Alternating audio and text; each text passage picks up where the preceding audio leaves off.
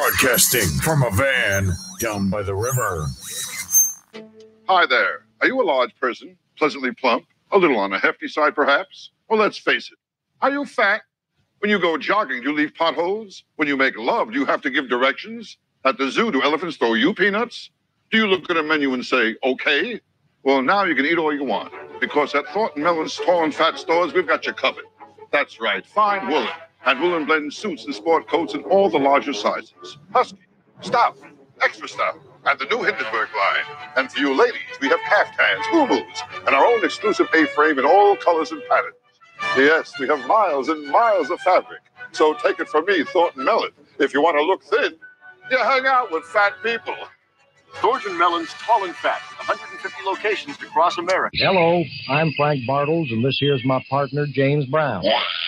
As the weather starts getting too hot, we hope you will reach for one of these. New Bartles and James Brown wine cooler. It tastes good. They come in 3 funky flavors. Gravity grape, Get down. prime of passion fruit, Woo, Timothy. and my personal favorite, papaya. Papaya's got a brand new bag.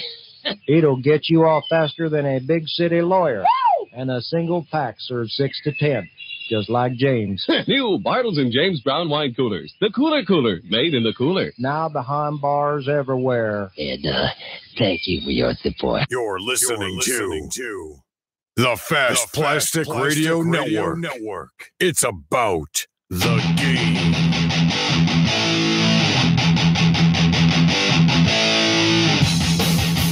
And welcome to the Fast Plastic Radio Network. I'm JV. Alongside me, as always, the host, Billy O. What's going on, Billy? Not much, JB. How you doing tonight? I'm doing pretty good. How about yourself? I'm doing okay. Bump me up just a decibel there, please. All right. Come on up. Come on up. How about on your headphones? Yeah, headphones, All right there. Perfect. All right. Good deal. All right. All right. Got a big show tonight. Don't we always? Always? Yes, we always do. Big shows. Right. Yeah, so we got 4 guests coming on tonight. Is that a record? Have we had 4 on before? No, this will be the first time we've had 4. Okay, so 4 it is. We have start off Millsy. You know, remember Millsy? Oh, yeah, right? Millsy. Yeah, absolutely. Yeah, Millsy coming on. Then we have Will Marshall calling in from way down there in the Lone Star State, deep in the heart of Texas. Frisco, Texas, at that.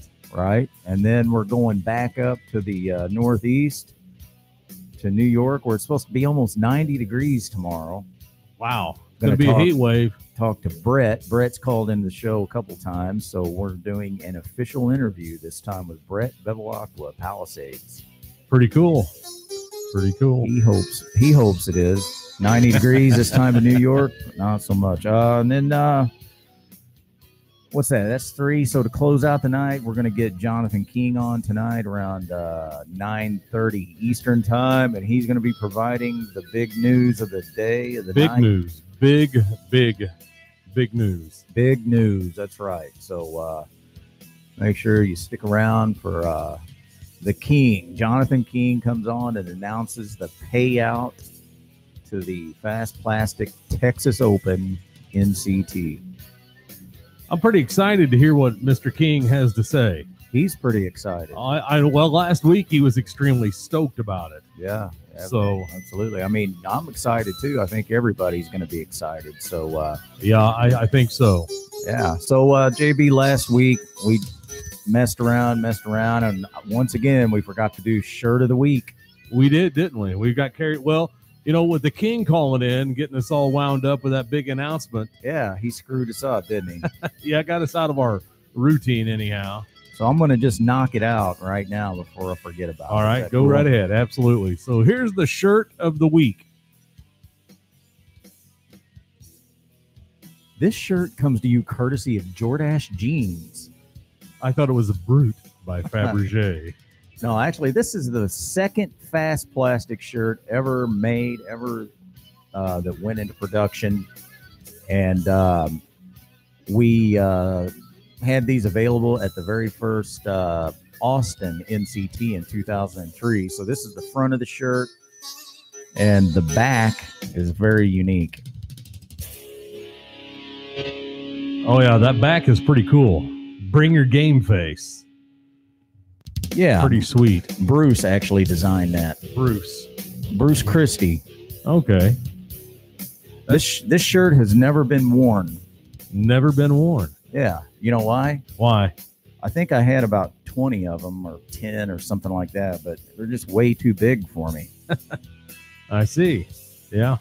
So anyway, that's our shirt of the week. The 2003, one of the 2003 NCT shirts in my wiffle ball apparel closet.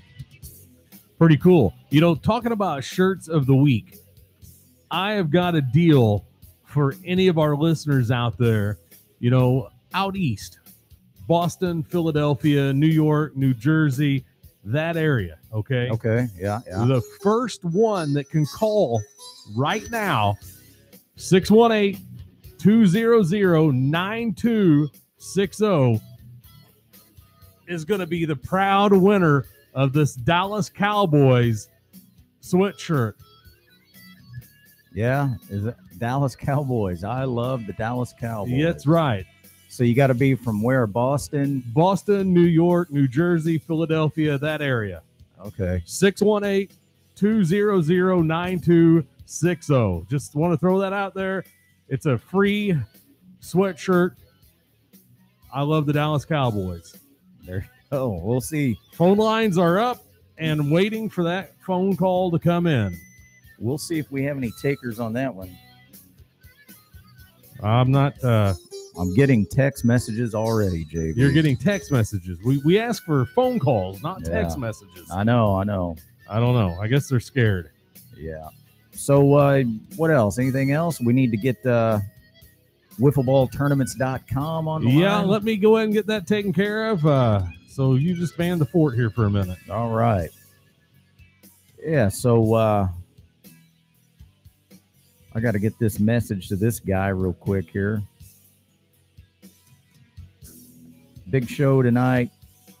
Will Marshall, Brett Bevilacqua, and Jonathan King on tonight. We've got a huge show coming up next week. Huge, absolutely huge.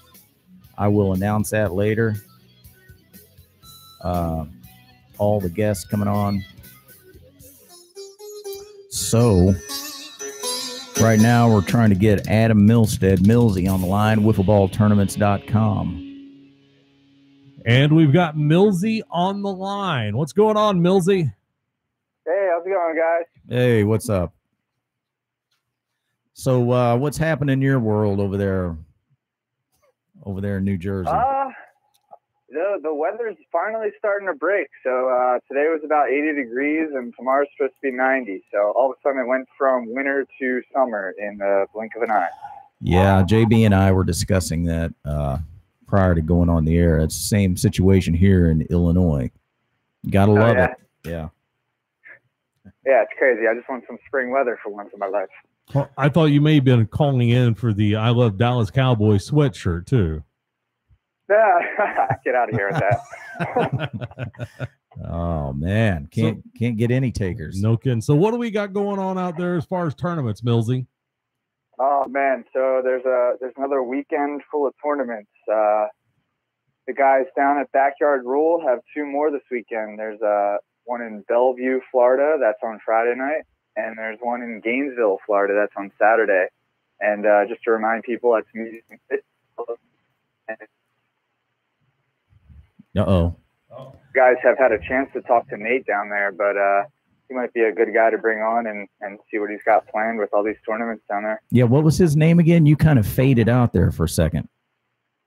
It's Nate. I'm not sure how to say his last name, but it's Nate Fadula or Fadela. Yeah, so but, I could get on wiffleballtournaments.com and get that information, though, right? Yeah, absolutely. You just have to click on the link to his site, and it'll take you there and give you his email address and all his events coming up and past videos and all kinds of stuff. Very cool. So next on the list, I have one called the Batavia Bulldog Baseball Wiffle Ball Tournament. and it's their first annual. That is in Batavia, Ohio, and that's on Saturday. Now, I couldn't find any rules for this one, but I noticed it was open to the public. You could have teams of 5, and it's $75. So I'm not sure if you're going to run into like a medium pitch or mostly like charity teams, but if you're looking for something to do and you live near Batavia, it might be worth checking out. Absolutely. So this next one, I couldn't find any rules for it, but I thought it was worth throwing on here. It's the Big Brothers, Big Sisters of the Battlefords Wiffle Weekend. And the reason I thought it was worth throwing on here because it takes place in Saskatchewan, Canada. And that's Saturday and Sunday. International whiffs. You got to love it. Yeah, absolutely. The only thing I could find is they said they have some sort of hybrid rules where it'll make it a cross between traditional wiffle ball and slow pitch. So I'm not exactly sure what that means, but since it was in Canada, I figured it would be interesting to throw out there. Yeah. I wonder if it's still snowing up in Saskatchewan, though. It could be. Who knows? So the next one I got is the Mid-Atlantic Wiffle has their Torneo de Whiffs, and it's their second tournament of the year. And that is in York, PA on Saturday. And just to remind people, that's fast pitch, scuff ball, moonshot bats, and I'll actually be making my debut at the Yaks there this Saturday. Yeah, I have a couple of notes on that tournament there, Millsy. Yeah. So number one, I was told by Tim that they still have a slot available, and if somebody wants to fill that slot, they can take one more team, and he said that they will even offer a reduced entry fee for anybody. So get a hold of Tim Cook, go to that website, midatlanticwiffle.com, and get a hold of him, and they can get you in. And then the other thing, Millsy, is I want to book you for a full interview next week so you can give me full rundown of the tournament and how you did and the York Yaks. I got you guys winning that tournament. Do you? All right, good. I'm glad to hear that. So you up for coming on? But yeah, I'll be good for next weekend. Yeah, for sure. Very good. So I'll get you an email with a time slot, and we'll get that set up. All right, great. Yeah, I will say on that Cowboys comment, I'm a Eagles fan, so I'm more used to being an underdog right now. So the fact that you just put me ahead might throw me off a little bit. Well, let's go ahead and cancel that interview then for next week. With that. That's rough. No. All right. Anything else? You got any other happenings? Yeah, there's a few more actually. So the next one I have is one that I saw. I think you guys posted it on your site, and I also believe I saw Golden Stick post about it. It's the Cranford Booster Club Wiffle Ball Tournament, and it's their first annual, and that is in Cranford, New Jersey on Sunday. And the rules I was able to find for this one was medium pitch, yellow bats, unscuffed balls, teams of 3 to 5, and it's $150. Okay. And yeah, so this one's about an hour and a half away from me. And me and the WTB guys were talking about possibly doing it, but 3/4 of us will be running the Broad Street run in Philly on Sunday. So we won't be making our way up to that one. Oh, wow. Nice. So what, running Philly, you mean like a marathon?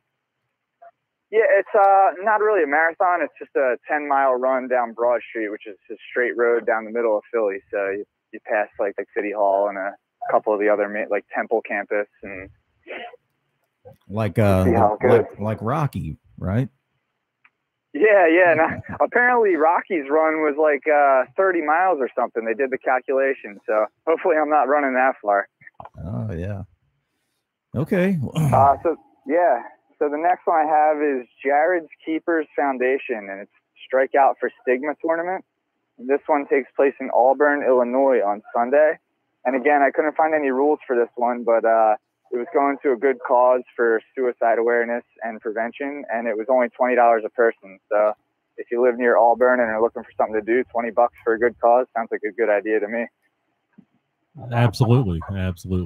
So one quick question. I'm getting a text message asking, If somebody wants to get a tournament on your site, wiffleballtournaments.com, what's the process for that?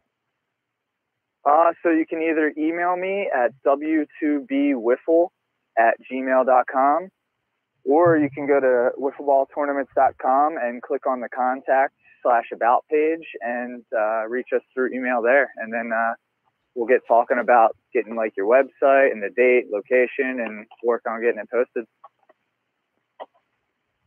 Excellent. So you can go to wiffleballtournaments.com and contact you that way also, right? Yeah, that's probably the easiest way for people to reach me.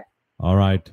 Adam, we appreciate you coming on the show, giving us the updates of the tournaments coming up this weekend. We look forward to hearing you next week and see how you guys see if you fulfill the prophecy that's been put out there. Yeah, we'll be talking to a champion next week. Yeah, let's hope. All right, man. Well, thanks a lot, Millsy. All right, sounds good, guys. I'll talk to you next week. All right, have a good one. You. I cut him short there, but he deserves it for being an Eagles fan. Well, tried to give him a shirt. What can I say? Anyhow. Yeah, so getting a lot of messages coming in already, JB. Texting. Good deal. Tim Dean checking in tonight. Tim, Texas Tim, how you doing? We've got quite a few people on Facebook already watching, so that's good. Welcome to the show. Yeah. Absolutely. And the offer still stands. If you're interested in the I Love the Dallas Cowboys sweatshirt, all you got to do is call us, 618-200-9260. We'll give it to you if you're the first caller. Yeah, so we're looking really good on time now. That's awesome. Actually, we're like almost right on schedule, really, so that's pretty good. Well, we can go into the whole Book of the Month Club segment, right? Sure, absolutely. Okay, well, last book I read was How to Do Small Engine Repair. Really? Yeah. Oh, good. Was that written by a guy by the name of Carl? It was. Was it? Carl, yeah. He talks a lot about the blades used on small engines. Really? Yeah. Okay, good so deal. It's a pretty good read. So what about you, JB? Well, I've not actually read any books lately, so I'm, I have a hard time with that. Okay. Well, we got Will Marshall coming up here. Will runs the Texas Wiffle Ball League in Frisco.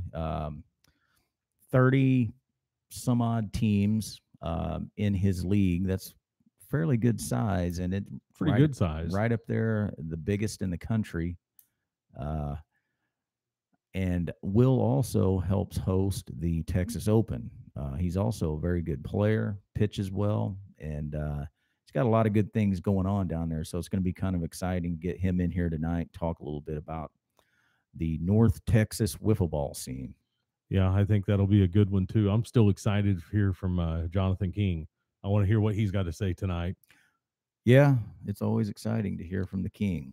Absolutely. I think there's a lot of guys out there that's waiting for that. I've heard from several over the last week wanting to get information first. And really, they're wanting to get a leak on it, right? Wanting to get a jump on it. Yeah. So I'll go ahead and go into next week's show now, since we got a little bit of time. Sure, go ahead. Because I think our guests coming up later are going to run a little long anyway. Okay, let's go ahead and knock that out. Maybe we can get one of our sponsors out of the way too.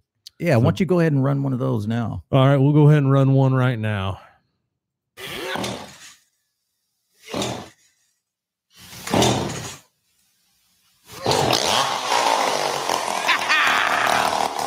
Burl's Chainsaw Shop. Tired of your mama's steak knives? Use a chainsaw by Burl for all your ball stepping needs. It's faster.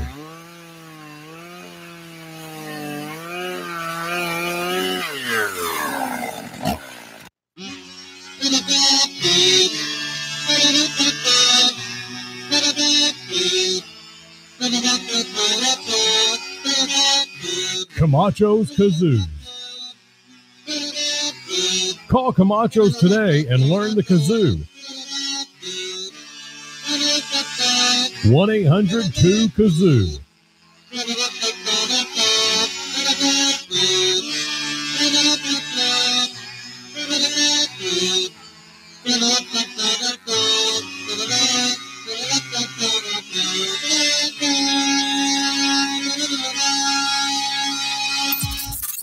You're listening to the Fast Plastic Radio Network. Fast Plastic Radio Network.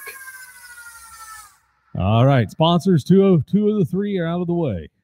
Very good. And those are some good sponsors too. I finally got a number for Camacho's Kazoos. Yeah, I heard that. I'm wondering if we could call them and get them to come out and kazoo the national anthem at the Texas Open this year. That could be a possibility. I might call them and learn to kazoo, and maybe I'll come down and play it. Okay, yeah. And then also, I might call Burrell's Chainsaw Shop. Is that it? Yeah, Burrell's Chainsaws. I might call him up and get a 21 chainsaw salute for the champion of the Texas Open. Wouldn't that be cool? That would be real cool. 21 chainsaws, all. We might, though, have to get our third sponsor on standby if that happens. Okay. Just saying. So. All right. Well, we'll save that one for later. But yeah, it's good. Good we have these sponsors coming in. If you would like to sponsor the Fast Plastic Radio Network, give JB a shout here and let him know who you are and what you got, and we'll set it up, right, JB? Absolutely. You can message us on Facebook on WROC The Rock, or you can email us at WROC935TheRock@gmail.com. By the way, that song the kazoo guys were doing, Camacho's there, that was the Final Countdown, right? Yeah, it was a cover of Europe's Final Countdown. That song has, I think, close to 1 billion with a B views on YouTube. No kidding. That actual version had close to that. Believe it or not. There's a lot of kazoos out there, man. I know. It's hard to believe. All right, next week's show, guys, we've got the big one. Of course, as we just spoke to Millsy, Adam Milstead, he's going to be coming on the show and tell us about the Mid-Atlantic Wiffle Torneo de Whiffs. Their second in the series of 5 that they're running over the summer. Adam playing for the Yaks, and I've got them picked to win that. So hopefully he'll come on and give us a good rundown of all the happenings from that tournament. We also have Rob Longeroux checking in from New York City. Great player, good guy. Tell us about all things wiffle going on in his neck of the woods and his involvement with the sport. Old buddy of mine from the old days, and quite the player indeed. He's got a few championships under his belt. Let me guess. David Wood. No. Okay. Good guess, though. Gary Lavoie coming on the show next week. So far we got Millsy, Rob Longeroux, Gary Lavoie, and the last one checking in from down south would be David Wood. David Wood, also known as Road Toast, a.k.a. Texas Toast, a.k.a. Royd Toast. Royd Toast. Yeah. Really?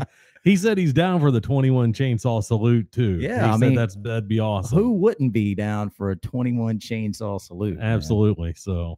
So yeah, that's a great show next week, JB. So yeah, it's going to be a big one. Yeah, we're going to knock it out. I'll be posting the schedule for that up on the Fast Plastic website, fastplasticnct.com, so you can see the precise times that we're going to try to get the guys on air. So check that out. Get on there and get on the message board. I just want to throw a salute out. I've noticed on the Facebook Live feed, we've got quite a few people on here. We have the legendary one and only Steve-O. Steve-O is on watching us right now on Facebook Live. What's going on, Steve-O? All right. Good. We need to get you back in here and come in, and you can come sit in on a Fast Plastic Radio Network show with us, or we can come do just a regular show, man. Yeah, so tell the listeners who Steve-O is. Well, back in the day, the early days of 93.5 The Rock, it was the JB and Steve-O show, okay? Now, I know some of you guys don't really know about the early days of The Rock. I'm gonna take just a quick minute of time here because I want to play something if I can get this to pull up here. Just to it's pretty awesome. And I probably don't have it on this one. That's a shame. But anyhow, Steve-O was my sidekick, or I was his sidekick. I was the straight guy, and he was the humor man. And man, was he funny. We had a huge listener base. It was every Saturday night on 93.5 The Rock. That was when we were FM. and it was awesome, just totally awesome. I think I remember rumors of Howard Stern. There were rumors of Howard Stern picking us up and putting us on satellite, and we could never negotiate that, but that was out there. So Howard, he had a lot of clauses and loopholes in his contract that we couldn't ever get worked out. So, but yeah, it would have been awesome. So yeah, Steve-O, come on in, sit in studio with JB and I sometime. That'd be a blast to have you. Absolutely, we need a good color guy in here. You know, exactly. So, all right, well, let's go ahead and get our next caller on. Yeah, what do you got there? Let's go ahead and hang tight, work some magic here. So again, next week coming on the show, Adam Milstead, Rob Longeroux, Gary Lavoie, and David Wood. Great show. Tonight, later on, we've got Brett Bevilacqua from Palisades WBL, and then Jonathan King. Right now, JB's pulling in Will Marshall from the Texas Wiffle Ball League. As I mentioned earlier, we've got a new website up and running for Fast Plastic. It's fastplasticnct.com. We'll be posting all the information for the Fast Plastic Texas Open on there so you can keep up with everything. If you got any questions, you can email me, contact me through that site, and I will get back to you as soon as I can. All right. Deep from the heart of Texas, Frisco, Texas, we've got our next guest on. It is Will Marshall. What's going on, Will? Howdy, boys. What's going on? Hey, Will. Not much, man. Good to have you on the show tonight. Yeah, good to hear from you guys. Happy to be here. Great. So, was it pretty warm down there in Texas today? Well, I tell you, except for I'm actually up in Michigan right now playing some pro ball. Oh. Yeah, I've been up the last few weeks and stuff, but I mean, it's about 87 down in Texas, and that's what I've heard. It's nice and humid, just the way we like it. Awesome.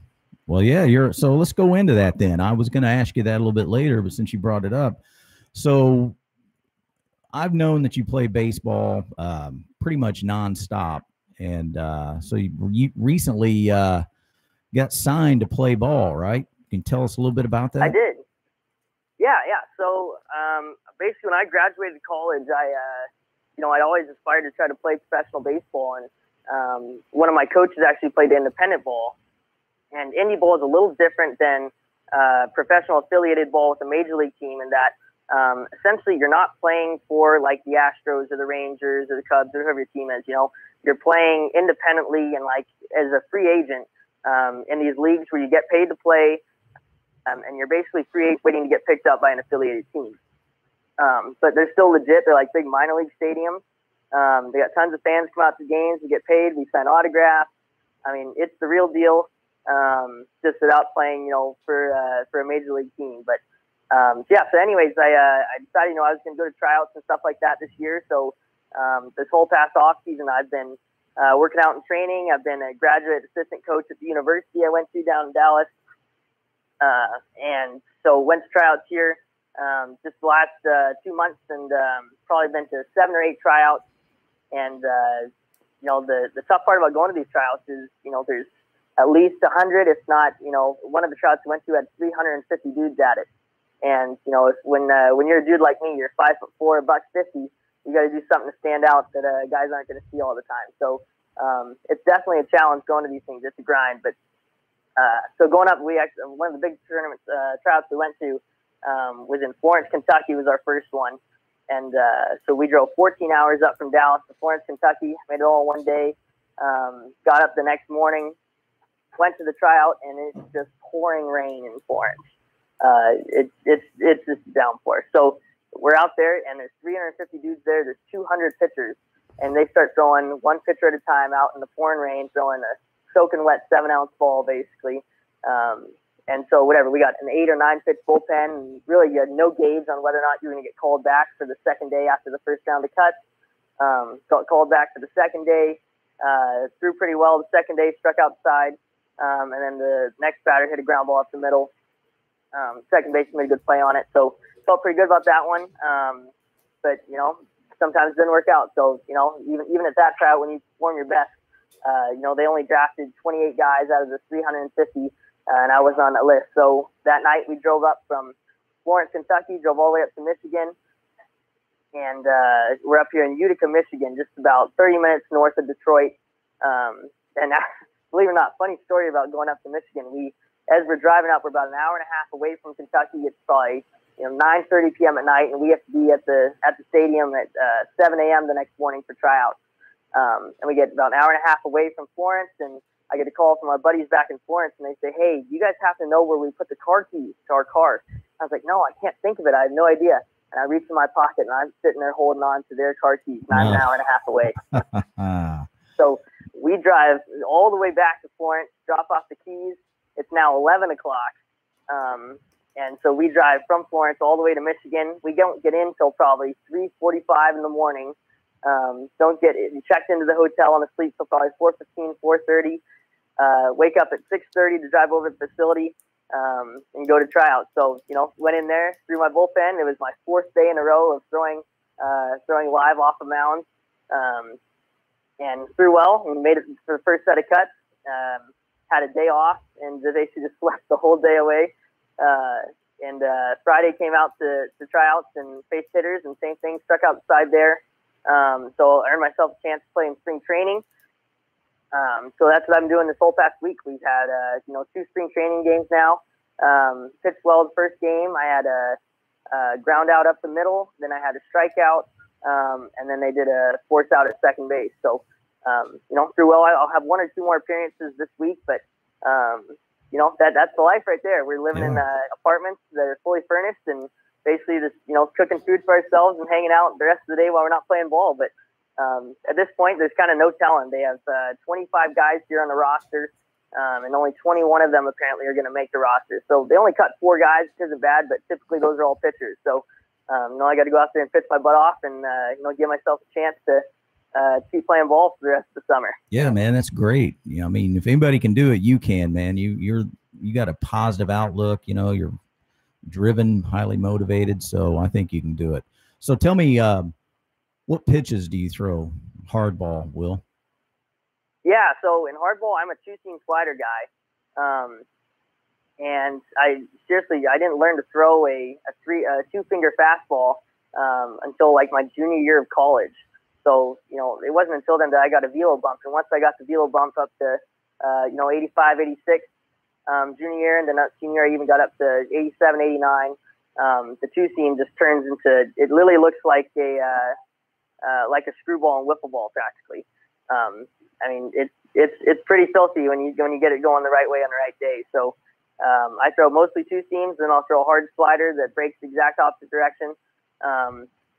So, I'm going to be a middle relief inning guy. I'll throw 1 or 2 innings, most probably out of the pen. But, just from throwing wiffle balls all these years, I've got a little bit of rubber arm now, and I can kind of throw 3, 4, 5 days in a row. So, if they need me that many days in a row out of the pen, that's what we'll do. And, find a way to win. Where do you think you're going from Michigan? What's next? Do you know?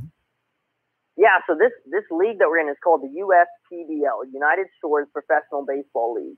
And so they have 4 teams that play all at this one big stadium called Jimmy John Stadium. It's really nice. But all the teams play at that same stadium. And the league is revolved around the idea that it's a developmental league. So you can only play in this league for 2 years. And they have 4 games a week, 2 of which are open to the public, and they're, at the stadium. They've got the lights on, full autograph sets and everything. And then the other 2 games a week are pro scout days. So they're not open to the public. There's just no one at the stadium minus some pro scouts watching you and stuff. So the idea of the league is that hopefully these guys like someone and they pick them up and sign them to an affiliated ball contract. So whether that happens this season or, next season down the road kind of thing, they always want to get the guys in and out of there. So that's kind of the projectability of this league, which is really nice for pitchers because it gives us the chance to, hone in our skills for at least a year or 2 and, help prepare us to go play pro ball. Yeah. Okay. Well, that makes sense then. Let me give you some advice while you're up there in Michigan. Have you ever been to Michigan before? Have you ever been up there? No, I have not. Let me give you a little advice. Don't drink the tap water. Oh man. Well, I've been doing that the last 2 weeks. So I'm way ahead of you on that one. So I haven't had any problems with it so far, but I'll keep note of that for sure. Yeah. Well, let's talk a little bit now about the Texas Wiffle Ball League. So you guys are getting close to launching opening day, right? We are, yeah. So our opening day is June 4th, and that's typically just when the guys all get out of school. But we've got a pretty good high school and college representation, so we wait till those guys get back. Okay. So you there? Yeah. Okay. Yeah, but so like our typical opening day stuff, we don't have just a regular set of games on opening day, and it's everyone's first game. Everyone will play their first game on opening day, but we do a full cookout, hammers and hot dogs. We have the Frisco firefighters and policemen come out, and they play a charity game, and any money we get, we end up donating to the Frisco Education Foundation, which is like a scholarship fund for all the kids in the school district. We have a color guard that comes out, and they present the flags and colors for us, do the national anthem. We make a big deal about it. It's a fun activity to do, and it's a sweet event. We typically have a bunch of the Frisco City Councilmen come out. One year we got the mayor out there. We had Fox 4 News come out a couple years ago, so it's been a pretty good event for us in the past. But if anyone is interested, I don't know if anyone wants to make a flight down to Texas, but if you're in the area, definitely come check it out. Yeah, I remember Ducey did a bit on you guys a couple years back, right? Yeah, he did. That's correct. Yeah, he was always one of my favorite sports newscasters down there in DFW. So, but yeah, I've been to your fields. You got some permanent fields set up there, really nice, and it's just a great backdrop there, to play some ball. So that's kind of why we decided to move the whole Fast Plastic scene up there to Frisco. Frisco's a great place to hang out, lots to do, lots to see. But the league itself, are you seeing it becoming more competitive this year from previous years? Or are you think like you mentioned, you got a lot of college and high school players in there. What's that mean for the overall competition? Yeah, so I'd say that the overall competition is going to be higher this year than it was last year. Obviously, a few of our big pitchers will be gone this year. I won't be playing there, obviously, and then my brother Paul is going to be playing college summer ball out in California. And I think we have one other guy that's going to be gone as well. But this is the year, actually, that it's now on the 4-year cycles. And as everyone knows, and if you have anyone in high school or college, 4-year cycles are very important to note because, guys who started playing with you when you were in high school, they might go away to college for 4 years, and they might be in Arkansas or halfway across the country, and they don't come back and play wiffle ball in the summer. So this is the end of one of our 4-year cycles where we had a big group of guys that played wiffle ball. And now they should be coming back from college. So I know I have about 15 of those guys that played back 4 years ago in our early days that are coming back to play again. They were studs back then, so I imagine they won't skip a beat to come back and be ready to go. But yeah, I think the competition overall is typically always on the incline for us just because we've got young arms coming in. Most of the guys that we recruit play baseball. And a lot of them are guys that I've coached, whether it's at the university, at the high school, at the middle school, and I even coached a little 9-year-old team in the fall also. So, all the guys we get are baseball dudes who either, want to do this for, extra fun on the side or have now finished baseball and are still trying to find that competitive edge, just like the rest of us. So I think overall the competition, it's going to be big this year. I think we'll have 7 or 8 fast pitch teams that will be able to compete at a national level as far as tournaments goes. And then we'll have another 3 or 4 that will be developing into that. And they might have a chance to play at that national level. But that's contingent upon how well they do this year. Yeah. So last year at the Texas Open, you had 5 or 6 really good quality young kids out there pitching, and now they've got a taste of playing against the better players from around the country. Their game, they're surely going to up it and come back, make it through this season, get back into the Texas Open Fast Plastic tournament this fall. I think they're going to do some damage. Why wouldn't they? Guaranteed. Those guys are psyched too. A few of them are now on the commissioning staff with us, and they've always played the game with us and played in the league, but it wasn't until they came to the Fast Plastic tournament that they they really understood, wow, this is as legit as it can possibly get. And so they wanted to do as much as they could to help out the league. So now they're helping out with all the behind the scenes stuff that, as many of you who have been commissioners in the past know, is not necessarily all the fun stuff, but it's what makes things happen. Yeah, absolutely. So over the last couple of days, there was almost like an atomic bomb exploded there in Frisco as far as the wiffle ball scene is concerned. That's exactly right. Yeah, and it shot through the airwaves relatively quick, hit me, and that news came down that for whatever reason might be, that you guys were going to revert back to a base running league, but then I think things suddenly made a change or turned back to not base running. Can you talk a little bit about that? What happened there? Yeah, of course. So essentially what happens is at the end of every season, I like to get feedback from every team that plays in the league. So I send out a survey, and, we try to see, what did everyone like about the league, what didn't they like? And in the past, growing up, the reason I got into wiffle ball is because, I was always playing at my best friend's house. In his backyard, he had a big yard that was, similar to the size of the dimensions of a wiffle ball field. And his dad always taught us when we were growing up playing wiffle ball that, we just played just like it was baseball. We ran bases, we played pegs. You could throw as hard as you want, but, it didn't matter. We wanted to play it similar to baseball. It's basically, the way we did it growing up. And so as we got to be older and the league started, that's the way we started playing. So for the first 3 years of the league, everyone was in that mode of running bases, pegs, and you could throw as hard as you want. And so it wasn't until these last 2 years here that we actually decided that we should kind of separate it and start playing by some more competitive rules that guys playing by across the nation. And so we tried it out. And, we only ended up with, by giving them choice, we only ended up with 4 or 5 really competitive fast pitch teams that wanted to play by those fast plastic official rules.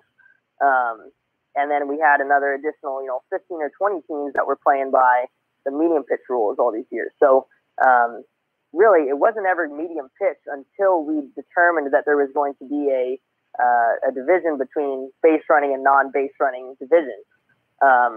So once we made that distinction, it kind of just naturally assimilated into the fast plastic rules. Guys were the ones that guys were being really competitive, and they were there to win. They weren't just there to have fun. So those guys ended up being the guys that threw harder, and the games were much tighter matches. And then just as equally naturally, the guys who were playing base running, that was a little more laid back, a little more fun, backyard feel, like you're growing up, but it wasn't as competitive. And so those guys ended up playing what was now called medium pitch. So, after that first year, basically the names just stuck, and we had a fast pitch division and a medium pitch division. So, anyways, long story short, after we got their feedback from the surveys, many of the surveys, I'd say all but maybe 2 of them, had said that they really enjoyed playing with base runners. They liked the medium pitch style of play that we had adopted and played for all these years. And so, we said, what? It doesn't make a difference to us. If that's what everyone wants to do, we'll accommodate what everyone wants to do. So we kind of asked the teams around the league, and they said, yeah, they were down for that. And so we sent out the rules and didn't have any complaints. And it wasn't until I got a nice call from our buddy Jonathan King, and then I realized I'd made a grave mistake. And that's when the atomic bomb hit. It was nearly a month ago that I had posted that we had, the different rules that we were changing and the additions to the field we were making. And it wasn't until 2 days ago that that the bomb actually hit. So what we realized after talking to Jonathan was that, not only are we one of the biggest leagues in the nation now, maybe besides the Palisades and Golden Stick, we're right there in Mid-Atlantic also, but I think they're mostly tournaments. But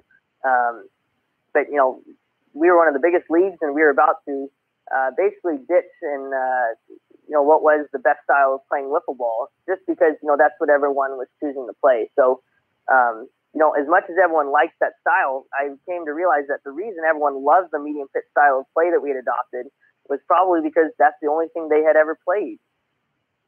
Right. And until we were introduced to the fast plastic rules and style of play, that's the only way I played was the medium pitch style of play with base running. But once we were introduced to fast plastic, it just took on fire, right, for those 4 or 5 teams. So the problem was is that in the surveys, those 4 or 5 teams and guys that respond to the surveys, they're still outnumbered by the guys who have never played by those rules. So that was our grave mistake. Is we didn't take into an objective perspective that, although those guys said that, they might not have an understanding of why they like that style, and it's just because they don't know the other style. It's unfamiliar to them. So it was a very interesting day when I got calls from Jonathan King. I was on the phone with him around 3 o'clock, 3:30, and I did not get off the phone with different guys across the country who were calling me about it until midnight that night. Wow. So no joke. I didn't eat dinner until midnight. I had a peanut butter and jelly sandwich for dinner at midnight. I went to sleep and woke up at 6 o'clock to go to our baseball game out here. So it was quite the day, filled with calls and lots of discussion. But what it comes down to is that that's really as close as style of play as it gets to the official original wiffle ball rules. Made by Wiffle Inc. back in the day, and it's the most competitive style of play.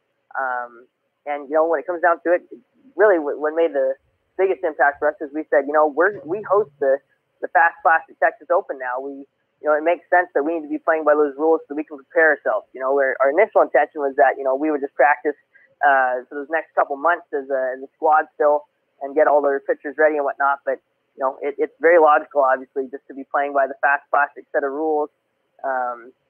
And go forth with it from there. So now the problem we're facing and the question at hand is, do we just split it up into 2 different divisions like we did in the past years, where we have a fast plastic division or fast plastic set of rules where there's no base running for those teams that choose to be in that division, and then the other division has base running.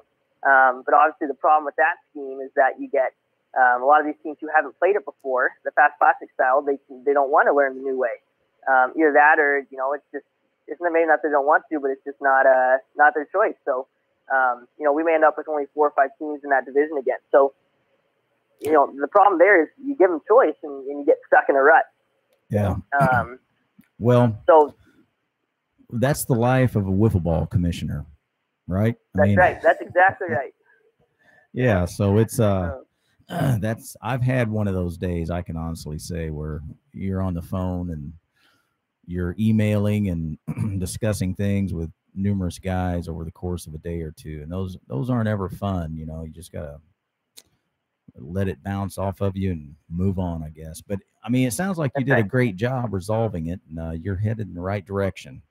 Definitely. Yeah, I agree. So now the decision is we keep it in 2 different splits where everyone's, 2 divisions playing by different sets of rules where, I think the downside of that split is that you get a culture split where guys are not playing the same game, and they're just not as much of a community. They're not as tight knit as you'd like. Versus if everyone's playing the same rules, even if you're in, even if we split it up in divisions based on skill levels, where you only play teams of your same compatibility for skill level. You're not going to play those bigger teams, but you're playing the same game. So there's that bond there when you're playing the same style of play, the same game. It makes it very, it's very user friendly. It feels like you're part of that team, part of that community. So right. I think that would be very important. But that's something we have to discuss and basically get in touch with all of the teams and make sure that everyone's on board with what whatever the ultimate decision is that we end up doing. And then, really when it comes down to it, no matter what we choose, everyone loves playing wiffle ball.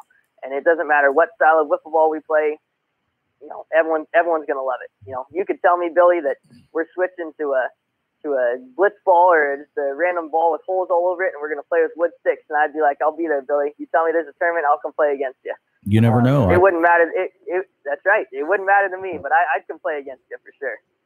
Yeah, I was going to say, you never know. I could actually say that. But tell us, there's a lot of guys out there that are listening in. Tell them how to get to your website and get a bunch of information about the Texas Wiffle Ball League. Yeah, of course. So our website is twbl.net. And then our Twitter and Instagram handles are @Texas Wiffle Ball. And if you have any questions or anything, you can always shoot me a text or give me a call. My information is all on the website as well. So you guys are more than welcome to reach out to me, whether you just want to talk some wiffle ball or you guys are interested in, joining the league or just learning more about it. I'm always happy to talk to anyone who wants to talk wiffle. Yeah, Will is a great conversation. I mean, anytime you want to talk, it's always great. Last thing I want you to talk about, Will, is like I said, there's a lot of guys listening. A lot of new guys going to be coming to the Texas Open NCT this year. Talk to them about what they can expect when they come to Frisco. You do a lot of work there. You put up a lot of energy, a lot of time into making the Texas Open happen last year. So tell the guys what they can expect when they come to Frisco this October. Well, if you weren't here last year, it's going to be similar in style of play, obviously, to what you've been to all around the country. But when you come to Texas, everything's bigger in Texas, so you better remember that. So when we're going to do something, we're going to go all out for it. So you're going to get the best barbecue around. You're going to get the best little bar area scene for the pregame on Friday night. And then the fields we play on are they're best of none. They're guaranteed anywhere else in the country just because of the weather we're going to have. And between you and Johnny King and I and all the guys that help and make this show happen, I mean, Fast Plastic is back. That's what everyone has to understand. This isn't a joke. Fast Plastic is back, and so if you don't believe it yet, you better come down to Texas and believe it real quick because it's the real deal. Yeah, I couldn't have said it any better, Will. I mean, you did a heck of a job last year. I really appreciate that, and I'm sure all the guys that made it down there would say the same. So expect nothing less, bigger, better, faster, stronger this year, right? That's right, as always. Well, listen, man, it's great talking to you. Stay away from that tap water. Good luck on your baseball career, and keep me posted on how that goes, man. I will. Awesome. Thanks for having me on, Billy. You're welcome. I'll talk to you later. Yes, sir. Thanks, JB. Have a good one. Yep, you too, Will. Talk to you later, man. All right, for those listeners out there, I've posted on our Facebook page the Texas Wiffle Ball League's website. Check them out. It's pretty interesting stuff there. Yeah, it is. They have a really good league there. They got a lot going on. They've got the entire city of Frisco backing them, basically. That's what it sounds like. City councilman coming out to play, police and fire. I mean, that's pretty big time right there. Yeah, and Frisco's no one-horse town. It's is that a pun? It's quite the happening place. So, right. Anyway, what are we looking like over there on the boards and such, JB? We got a couple minutes, so let's take a break for another sponsor here on 93.5 The Rock, and we will be right back after this word from our sponsor.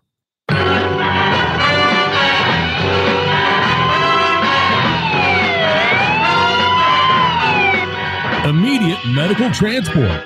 Lost a finger? Need stitches? Get to the emergency room fast. Now serving 32 states. Don't let bad ball prepping disasters ruin your game. Use Immediate Medical today. And that's the third sponsor of the Fast Plastic Radio Network. Yeah, last week you had to read off the cue cards. I did, yeah. They, the management here threw that on me at the last minute and had to read it right there off the script. While we were on the phone and taking that caller, I found a promo from the JB and Steve-O show. Do you care if it's about a minute. Do you care if I play that real quick? Go ahead and spin that one. All right, here we go. This is the legendary JB and Steve-O show that aired here on 93.5 The Rock back in the day.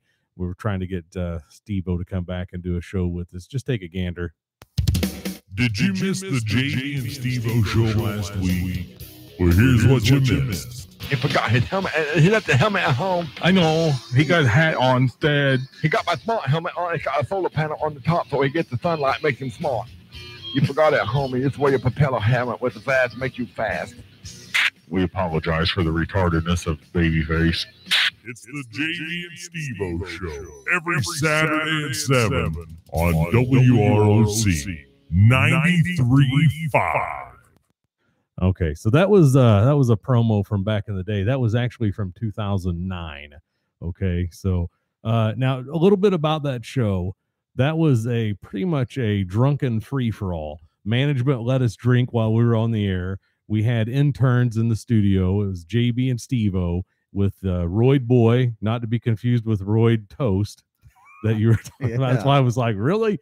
Anyhow, we had an intern by the name of Royd Boy, and then we had another one named Babyface Assassin. And this guy was like 23 years old, but he looked like he was 12. So, yeah, it was a good time. And, back in those days, we also had a live satellite show from Dallas, Texas. The Gus Magnum show was syndicated on our station, too. So, right. Yeah, I remember that, too. Yeah, good times back then. I'd like to get Steve-O in here with us again and just see how it goes. JB, what do you think the temperature is in studio right now? About 90 something? I'd say it's pretty close to that. Holy crap. Well, they put one of those fancy plastic cage things over the thermostat. Oh. We can't touch it. So it's operated from somewhere out in California? Yeah, probably so. Remotely? Yeah, remotely. Computer system. Who knows? They don't trust us. Yeah.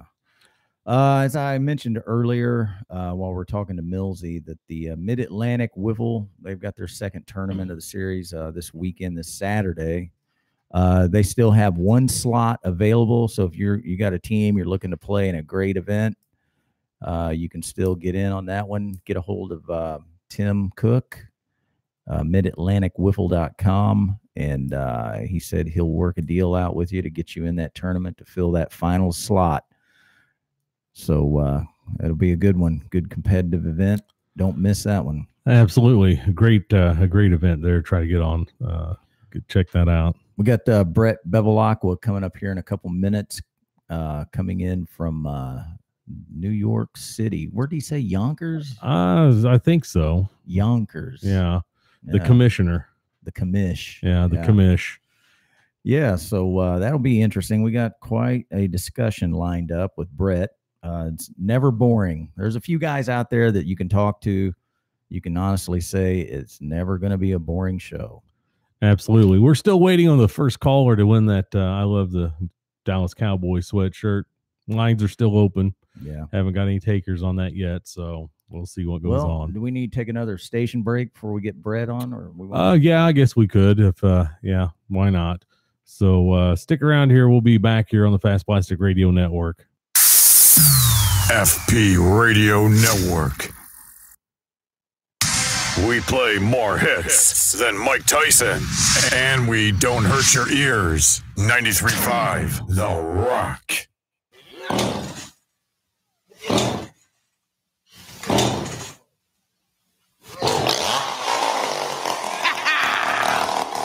Burl's Chainsaw Shop. Tired of your mama's steak knives? Use a chainsaw by Burl for all your ball stuffing needs. It's faster.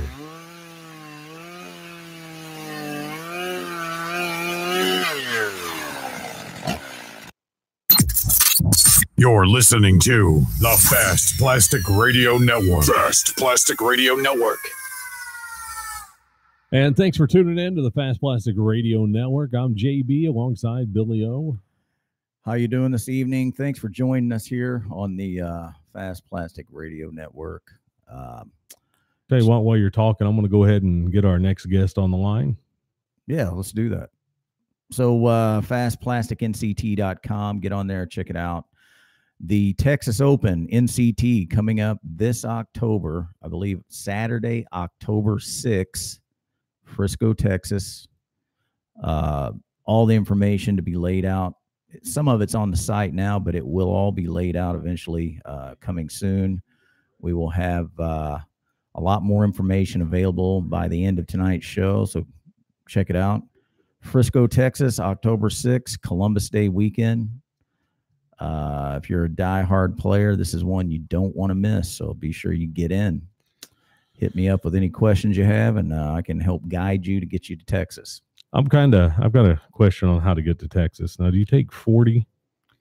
Route 66. 66, gotcha. All right, on the line, we have the Palisades WBL Commissioner, Brett Bevilacqua. I think I got that right without butchering it, I hope. What's going on, Brett? Oh, nothing. I'm just listening to the show. So pretty good so far. I hope I don't grind this thing to a halt. I doubt it. Glad to have you on the air. Thank you. Yeah, Brett. So did JB butcher your name? He butchers everybody's name. I'm always having to keep him in line. No? No, he got mine. Okay. Good job. JB. Nailed it. Yeah, there you go. Yeah. So thanks for coming on tonight, Brett. You've been on the show a couple of times as a caller, just calling in, and we've had some discussions, but we've never really had you officially on the show. So welcome. Thank you. It feels like my first time. Yeah. So we got a few things that we want to discuss about your league and other things. But the first thing I wanted to go into was the main reason why you're coming on the show was the big announcement. You're coming out with your starting production work on Yard Work 2, the sequel, right? Yep. Yeah, we're heading to Korea and after the game on Sunday, we're going to go out there and play those guys. Then we're going to Venezuela.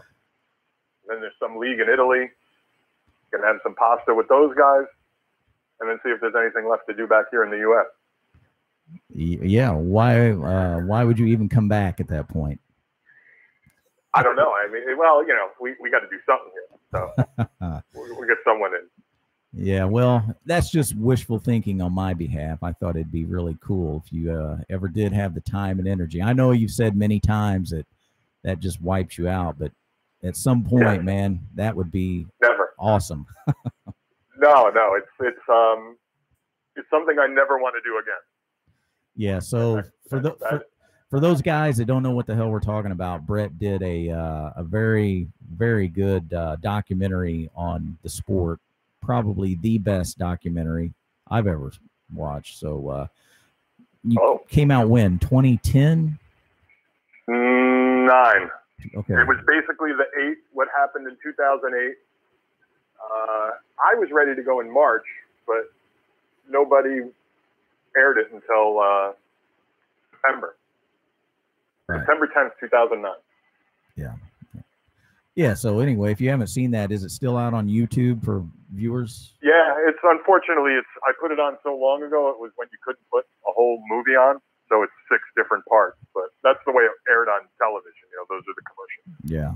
Yard Work, right? Is that how it's titled? Yep. Yeah. Okay. Yeah. You could probably. I forget when I put it on, but I put it on a long time. Yes. So are you guys hearing me pretty clear? Am I coming through strong? I'm hearing you great. Okay, good. Because I don't know. I have some gremlins working over here or something. I'm telling you, it's those headphones you've got on. Yeah, I guess so. Well, anyway, all right. So tell me, you guys just started Palisades, your league, last week, right? Opening day? Yep. How'd that go? It was very cold. Well, not very cold. It was cold, very windy. Dodgers, which is a team, basically I'm the owner of the team. I don't think maybe I'll play 2 games this year. Those guys went after it. They won 2 games. Mariners won 2 games. And, oh my God, the Diamondbacks won 2 games. Basically everyone else, was rusty, I guess, would be the best way to put it. No one really got a chance to practice this year. There was some great plays in the field, some great pitching, of course, some great hitting, but we're certainly the rust was there. You could see it, but there were a couple teams that looked, tournament tested, so to speak. Right. Okay. Well, so no big surprises. Nothing really stood out. No, the worst thing was that Golden Stick had to do there because of the way they get their field. They did it on the same day, so we probably 8 guys short. But Kenny Rogers came back. That was a very exciting thing.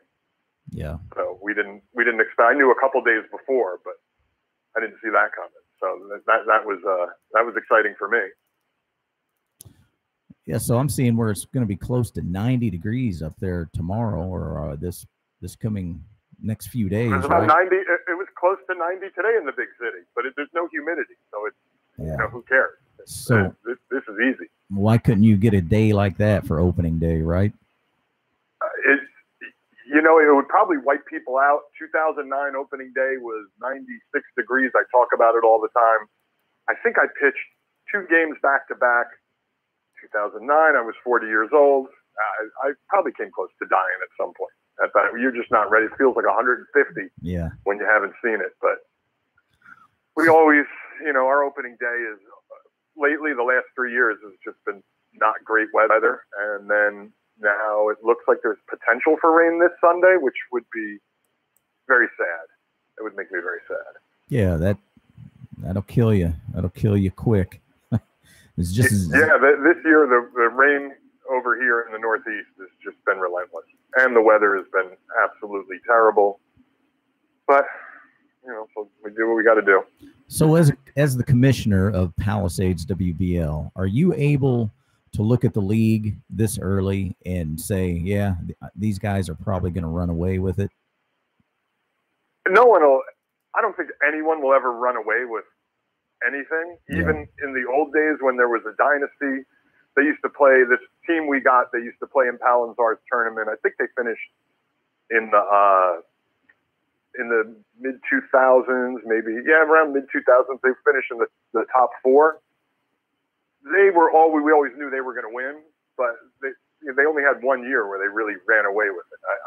There's been very few teams, and even the teams that have had the best records of all times recently, the 19, we play 22 games. The teams that win 17, 18, 19 usually don't win the whole thing. But, sometimes lately it's, last year was, I guess, what the Giants were the 2nd seed, but sometimes we've had the 5th seed, 4th seed, stuff like that. It's all a crapshoot. Everything is so close together. Last year, we play 11 weeks, 2 games at a time.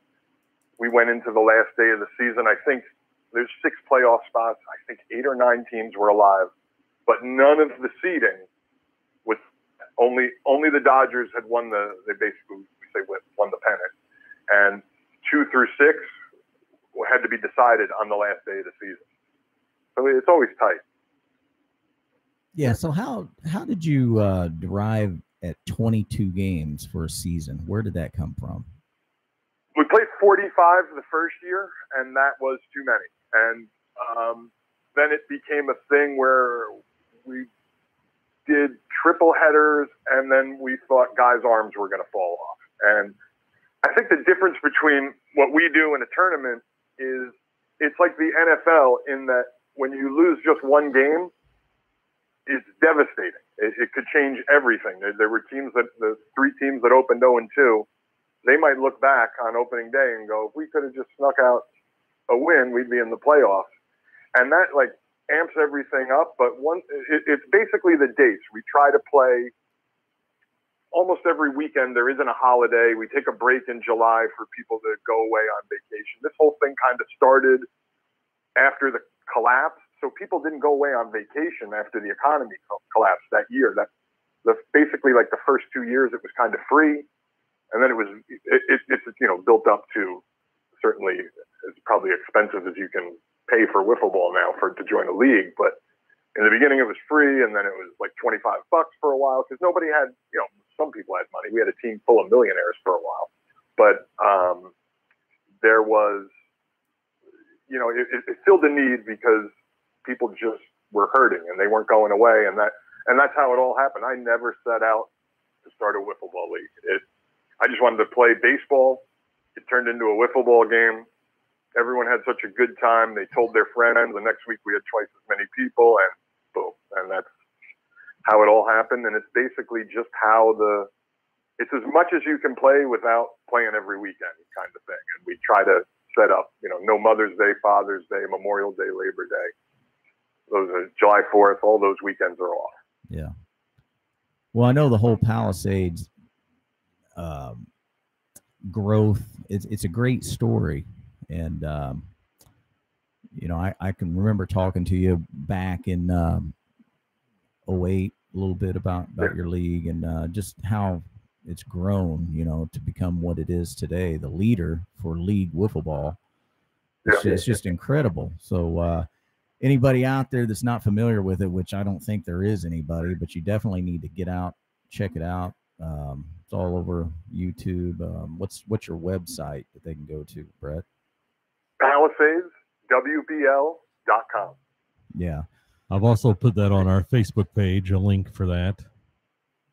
See, JB is good for something, right? I appreciate that. Yeah. That and throwing rocks. Yeah. That's right. I'm the best rock thrower you'll ever meet. So Will Marshall was on earlier, and I heard him. He runs a heck of a league. What would happen if you were to take an all-star team from the Texas Wiffle Ball League, and they were to play an all-star team from the Palisades WBL? How many game series? Let's call it. Be manly about it. Let's do best of 5. Maybe they win a game. Yeah. All right.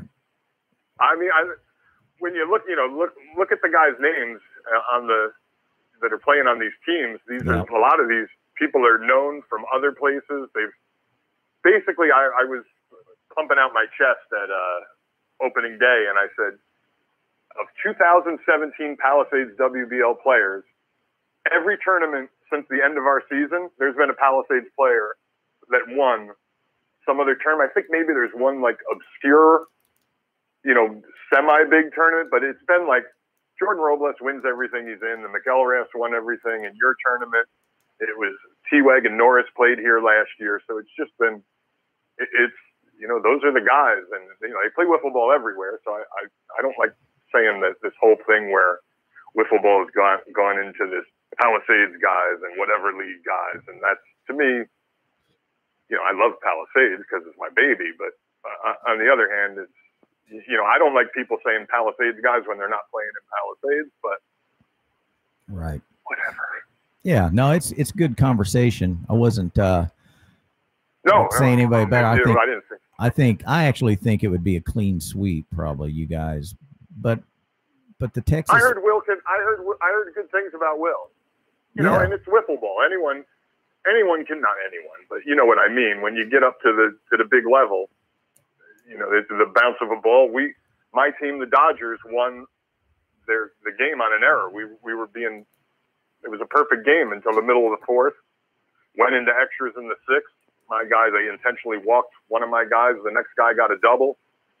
Then the pitcher shut down 2 guys, and then Whiffman hit into what could have been a ground out, but between the wind and long day, the pressure, we got lucky. So sometimes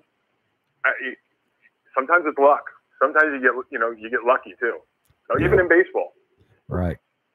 Yeah. Well, you can get lucky, but in the end, you got seasoned vets coming in from Palisades. Your luck only goes so far against those type players. So.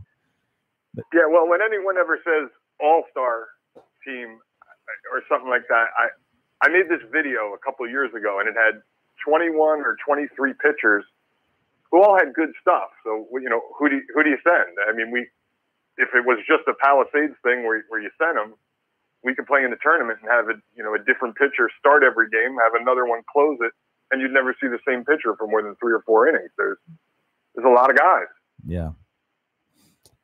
Yeah, it'd be fun to see, definitely. So we did a little pre-show discussion yesterday talking about what we're going to bring up here on the show. And so one of the things that you brought up is you kind of wanted to talk a little bit about the JAL interview that I conducted back, a month and a half ago, right?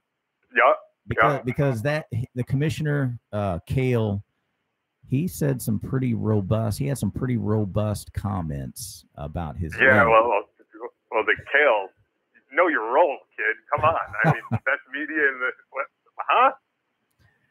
But, that kind of stuff, we've always had that kind of thing in wiffle ball. And I get why everyone says, go to every wiffle ball league or tournament's Twitter handle, and every single one is going to say the best league that's ever existed. We are the greatest. And I get why you do that, but on the other hand, I mean, come on. Yeah. The greatest, the media. I don't remember exactly what he said, but it was something like his media was the media that was the media, and I was like, oh my god. I don't know. I hate to, I'm being a bully here, but again, please. Well, as a commissioner of a league, you got to be prepared to handle all the criticism as well, right? You gotta, you got to grow. There's thick a lot to skin. go around. Oh yeah, definitely. Yeah. So, but yeah, he made some comments that kind of threw me for a loop, and I questioned him on it, and he came back with a pretty good explanation. But yeah, they received the best media coverage of any wiffle ball league, whatever. Like, That's wow. crazy talk. Yeah, I wouldn't even. I really wouldn't put him in the top 5. And I hate to, beat him down. They're on Twitter all the time. I unfollowed them because it was like 8 tweets a day, and it's like I'm just trying to see what's going on in wiffle ball, and this is just dominating my whole feed. And I'm like a millennial. If I don't have what I want when I want it, I'm moving on. Yeah. Yeah, I haven't. I'm not a Twitter guy, so fortunately, I don't get. You should be. Yeah, you think so? It's even just pick the 10 or 20 or 30 people you want to follow, and you're going to end up getting caught up in some horse shit at some point. But you do get some valuable information. You'll see a wiffle ball player or a league you would have never found otherwise. I think a lot of people, a lot of leagues abuse it, and that's a shame. I mean, the oversaturation thing. There's a certain point when you're marketing or selling that, yes, you want to be, of course, you see a Coke commercial or a GM commercial every 10 seconds. But that's kind of a different thing. This is when, if you're going to, blast out dozens of tweets a day and nothing is really, there's no content there. It's just words.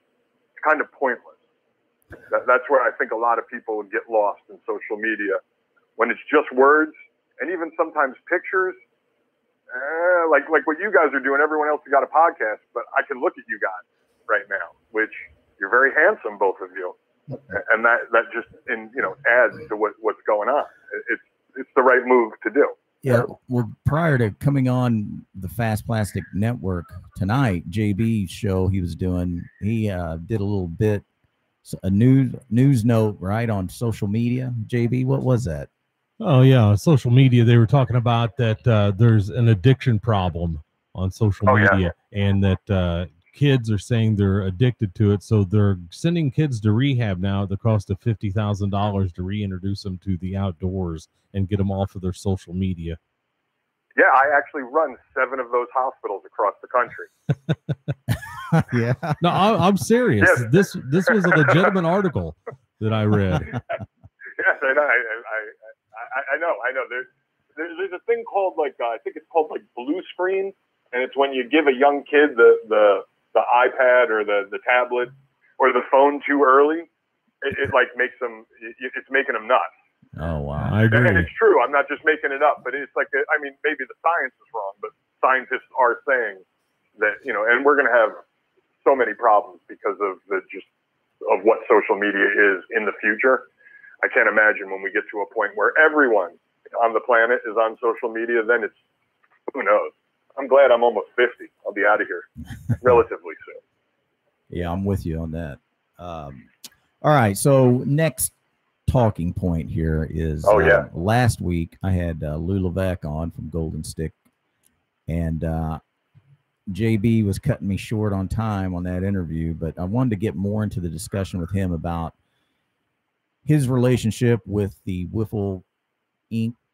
and Wiffle Corporation and the support and things like that. And he made some comments, and I know you wanted to do some commenting or some questioning or follow up with that. So absolutely. It was something you guys were talking about, that we as wiffle ball leagues or promoters or whatever are a drop in the bucket of what wiffle ball does. And that very well might be true, but if Fast Plastic was a blitz ball, if Palisades was a blitz ball, if whoever else that's hot at the JAL was a blitz ball, it would start to change the narrative. And before I got into wiffle ball, I was in another kind of subculture, kind of underground. It was this motorcycle street. You ever see the guys that do like the wheelies and on the street and all that kind of dumb stuff? Yeah. The bike companies ignored us until they basically couldn't. And we were doing illegal stuff, and then they started giving the best guys in the game motorcycles. and money to travel because they realize that you see this guy do, go in a parking lot and do all these tricks. You can go out and buy a $10,000 bike, try to do all these tricks, wreck it, buy parts from us, and then the cycle continues. And my biggest, hugest, and they don't have to give me, and they never will. They don't have to give me a dime, but they should be into their pocket for an organization that gets people to play this game. Everyone else that makes sporting equipment does. So I've never been a huge fan of the company, but to me, it's such a massive, massive disappointment that and maybe they're writing checks to Lou. I don't know their relationship with anybody, but all I've known is that years ago when they were worried about their branding, when the movie came out and all these leagues were starting to pop up, I wonder why at that time all those leagues started to pop up right after a movie came out. But they were very worried about their brand. And I was like, okay, I get it. I'll follow your rules. But now it's 10 years later. Who do you support? We support you. And it's like everyone who runs a wiffle ball league or one of these big events is like, oh, that's your crack addict nephew. We'll send him to rehab, but we ain't giving him any money to go out and buy more crack. I don't get that. I don't get why any company would do that. I've put a lot of work in it, and I wish, I pray, I hope anyone out there with a lot of money make another ball. I'll try to get it in my league quick because it's not fair. Well, whatever. Life isn't fair, but it's kind of in my opinion, it's a shitty thing. Yeah, I agree with a lot of that. And the thing that Lou brought up last week, which is a valid point, is it's a toy company. And, so you 99% of the time you find it on the toy aisle. So, that's the biggest problem. But how many wiffle balls do you think you sold, Bill, in the past 20 years? Come on. Oh, yeah. I don't know, man. Yeah. I mean, it's thousands and thousands and thousands, and I'm not even. And now, all right, so in the old days, the Fast Plastic videos that got everyone into Fast Pitch when YouTube finally, got going, that made kids buy wiffle ball. I get people that send me emails all the time. How do you do this? How do you do that? Obviously, they weren't playing before, and they went out and bought some friggin' wiffle ball. So, that to me, it's something. There's a lot of things that have disappointed me about wiffle ball, and that is one of the bigger ones. And you know what? I think I'm comfortable in my shoes with what I've done, with how far I've taken it, and I feel like I don't think other people should say this because I don't care if they come after me. Make everyone in my league mad at you when you do whatever because I said, oh. Write a check. You know what? If this pisses wiffle ball off, write a check to one of the leagues that that doesn't like me. Hook them up. Get someone doing. I mean, geez, it's this line of work ain't no help from people who obviously could help. Well, let me ask you this then. So, what would be a very simple solution to that problem?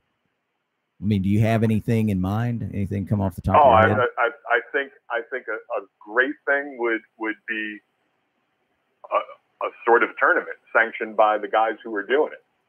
What I would do and what other people would do are going to be different, but it would be pretty easy to be like, okay, this guy, has 5,000 Instagram followers. This guy is a legend. This guy has tutorials on how to throw pitches. I'm going to put all them together.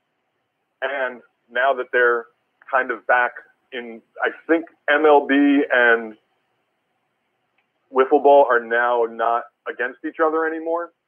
And then that opens the door to other opportunities, which they're out there. But, they could, a league could connect with MLB and wiffle ball could stop them. Which is, imagine that. Yeah, that's a shame. There shouldn't be any.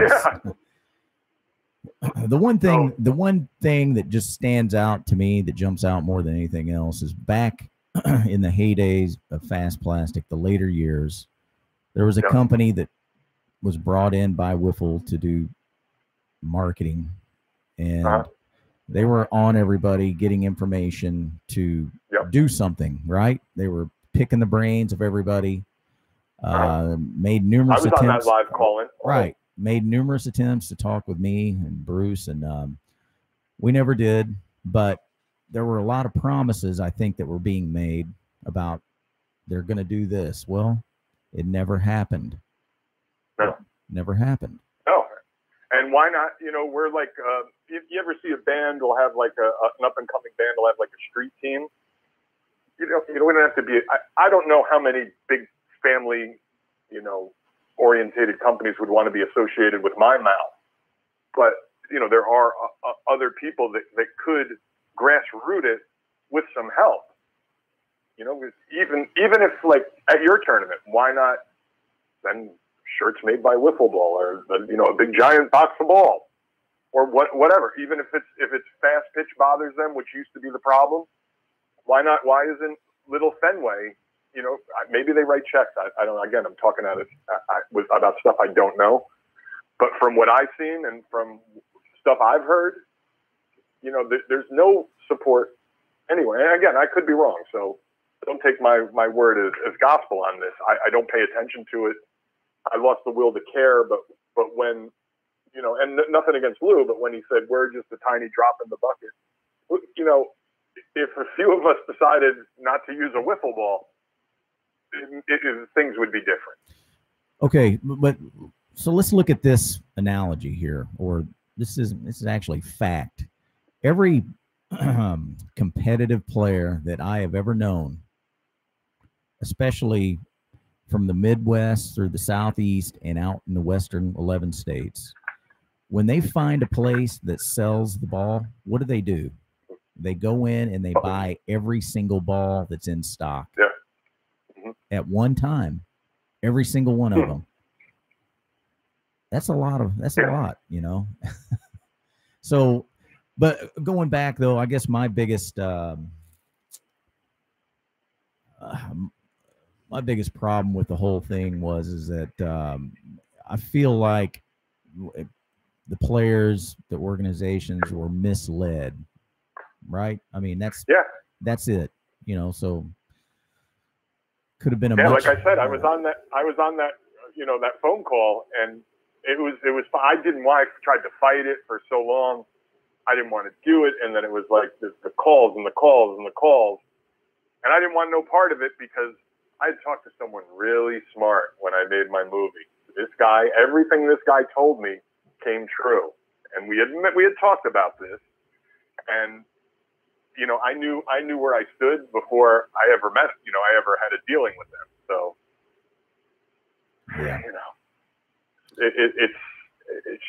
it's just terrible. It's really it's weird. And like I said, I'll go back to the motorcycle thing. We were doing stuff that was illegal, and Kawasaki and Suzuki were sending people brand new motorcycles. It's a little more than a box of wiffle balls. Wow. Yeah, that's unbelievable. I mean, it's one of the things I've always hoped for. That it took a long time in that stunt scene. It started about 1994, and whenever I think it was Jim Carrey's movie Liar Liar. That was one of the famous stunt guys became a stunt man because they were going to do all sorts of. So whenever that movie came out was when all of a sudden people started getting, whatever. We're talking wiffle ball here. I don't want to go overboard. Yeah. Well, I guess we will start to close out on that. I hate to close out an interview with you on such a bummer, but that's a show killer. Well, hey, that's why I'm here. You got to look at it differently. It's not a show killer. That should be a motivator to get all of our young wiffle ballers out there on the bandwagon. Start a petition drive. Get signatures to present to Wiffle Inc. of all the people playing, saying that this is something you guys should get behind and sponsor. Yeah, well, I don't know if that would work or not. That's a lot of work to do something like that. It's a lot of work, but you know, a lot of people. Part of it's getting wiffle ball players to show up to the field on time to play wiffle ball. Exactly. Yeah, but everybody has Facebook. Yeah. So, well, Brett, Start the thanks, movement. thanks, man, for coming on tonight. Thanks, Phil. Appreciate it. Good luck this season with Palisades. Be checking in with you time to time. Get you back on the show for updates and such. And Awesome. yeah, hopefully we'll see you in Texas this year. I'm going to try, but you know, you're a week behind me, Yeah. and you know, I'll go back to before I give me 10 more seconds. The yard work, I travel. I forget what it was, but it's like 18,000 miles. I was in like 20 states. I don't know if those days are behind me. I want to go, but as it always gets close, I'm like, oh God, traveling for wiffle ball after I put so much. You know, Palisades is a beast. It's a bear. It eats up my life. And anymore, I haven't even, you know, I barely even play anymore because of the league. Yeah. No, I understand. But I want to go. Yeah.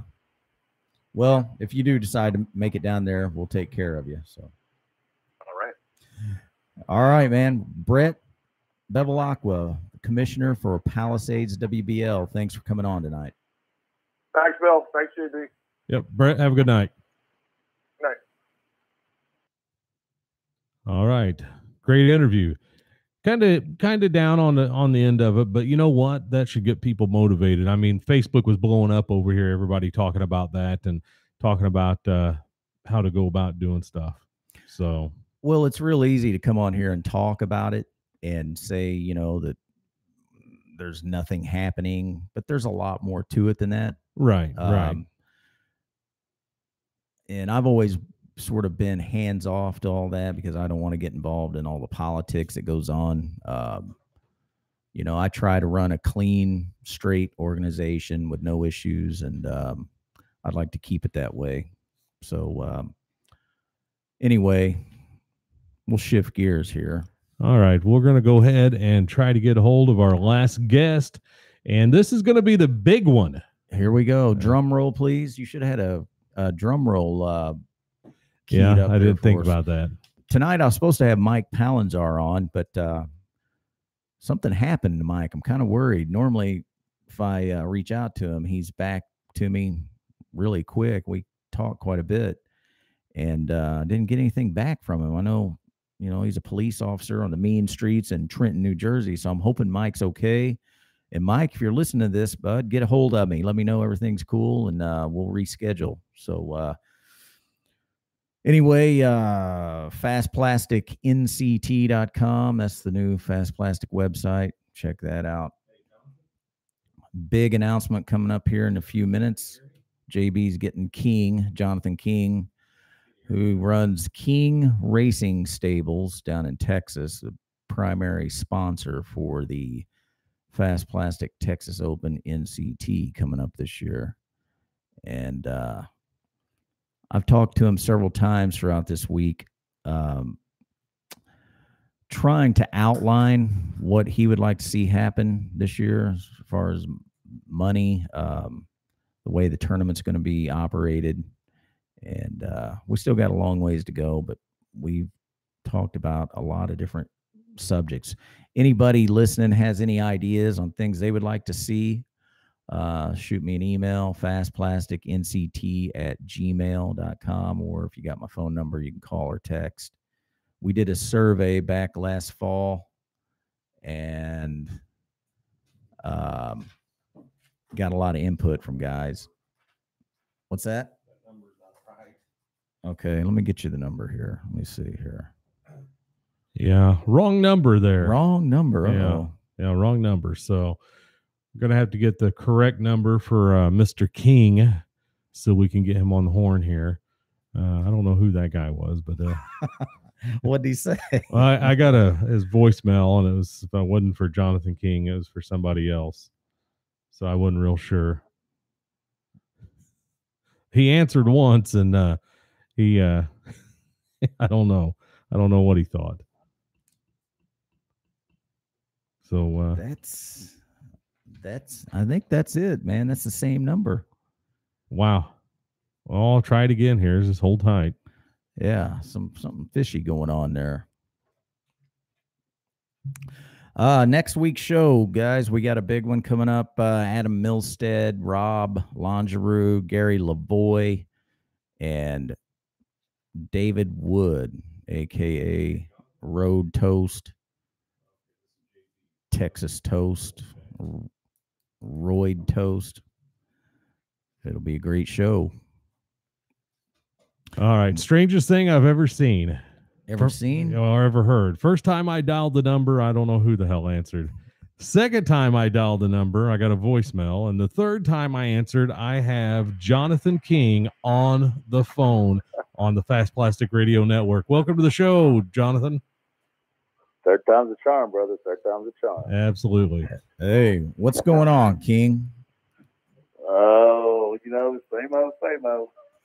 All right. So last week you came on the show late, just like tonight, and you said that tonight would be the night to announce the finances, the payout for the 2018 Texas Open NCT, right? Absolutely.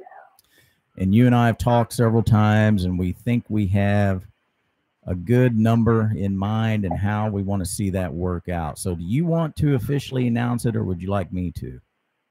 Man, I want to go over y'all's radio show real fast. Yeah. What y'all talked about tonight, I'm kind of fired up about it. Okay, let's talk about it.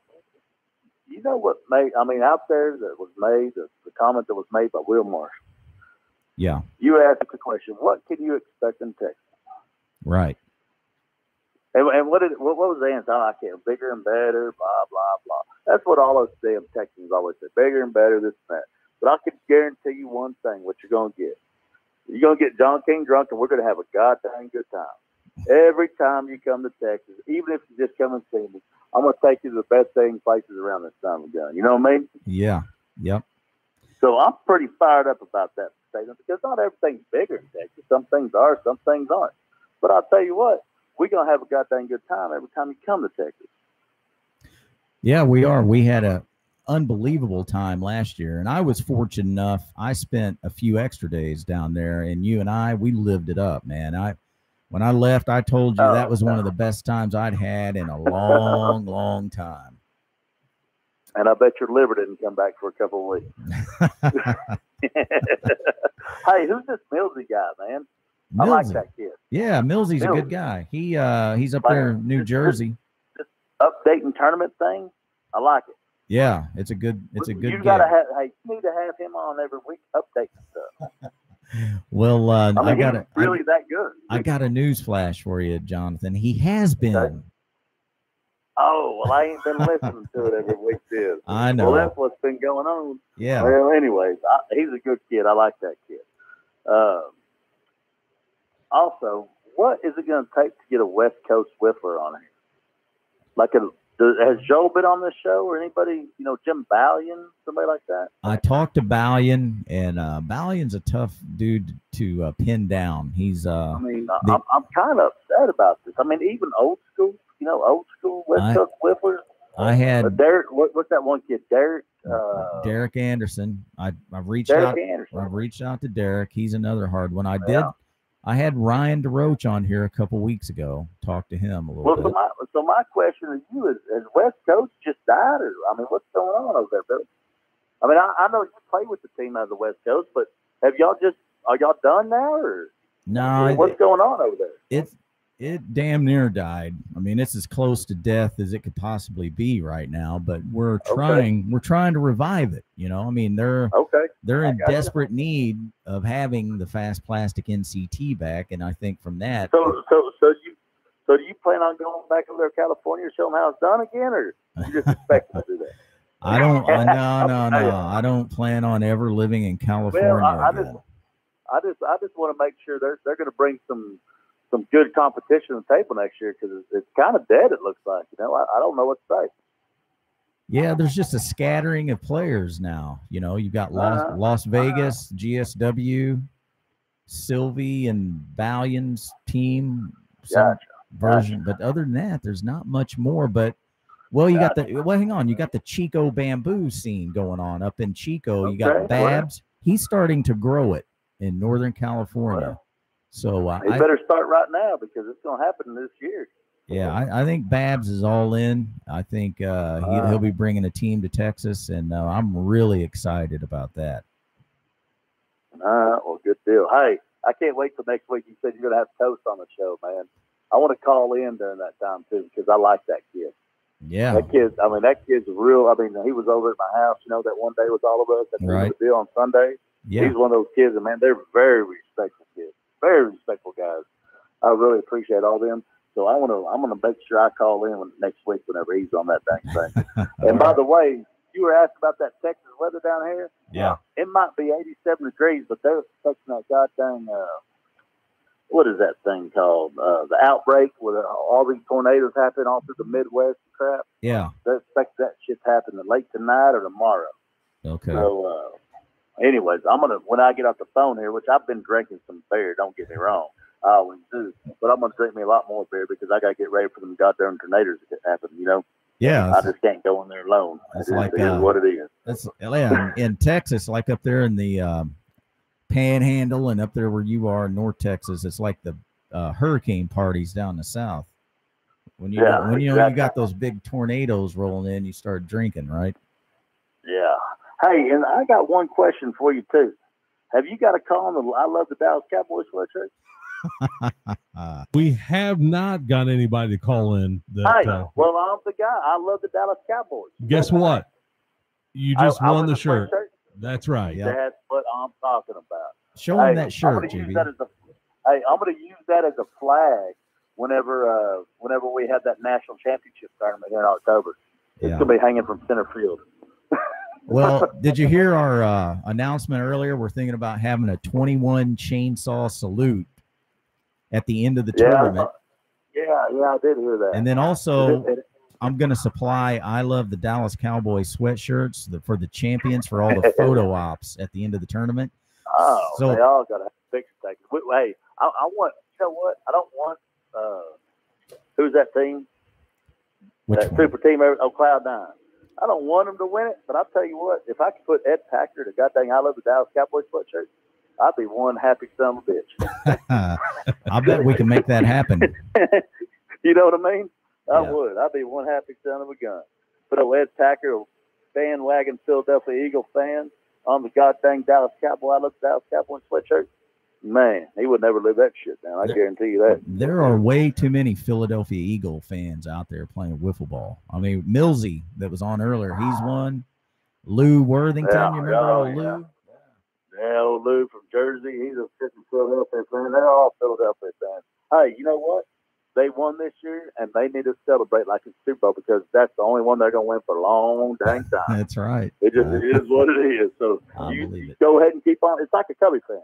When you win the World Series, you better celebrate for a year because it ain't going to happen again for 30, 40 years. Just is what it is. Yeah. So, hey, one other thing. I got an email from Tim Dean